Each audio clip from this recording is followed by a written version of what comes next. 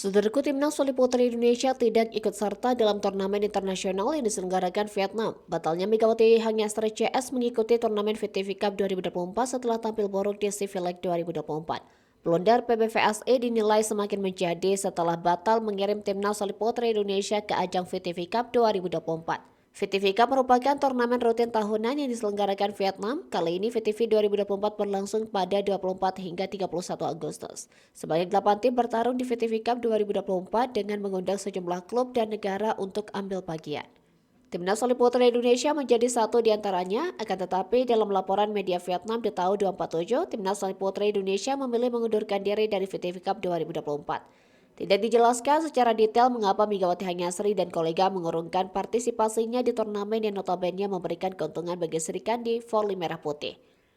Kabarnya, timnas voli putri Indonesia yang semula berada di grup A akan digantikan oleh tim voli asal Filipina. Masih menjadi tanda tanya besar mengapa Indonesia memilih mundur. Akan tetapi diduga penyebab timnas voli putri Indonesia batal dikirim ke Vietnam tak lepas dari performa buruk saat berjuang di CV League. Catatan hitam melekat di skuad timnas voli putri Indonesia Aswan Chamnan Dokmai setelah melakoni 6 laga dari 2 putaran.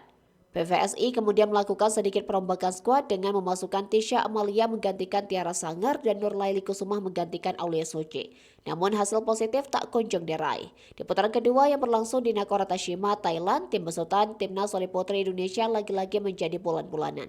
Dari 3 laga, tim yang dikapteni Wilda Siti Nurfadila Sugandi ini menjadi pihak yang kalah. Rentetan hasil minor yang diraih Megawati DKK menjadi warning keras bagi PBVSI yang secara persiapan memang kurang ketika mengirimkan skuad voli putri Indonesia ke turnamen kawasan Asia Tenggara tersebut.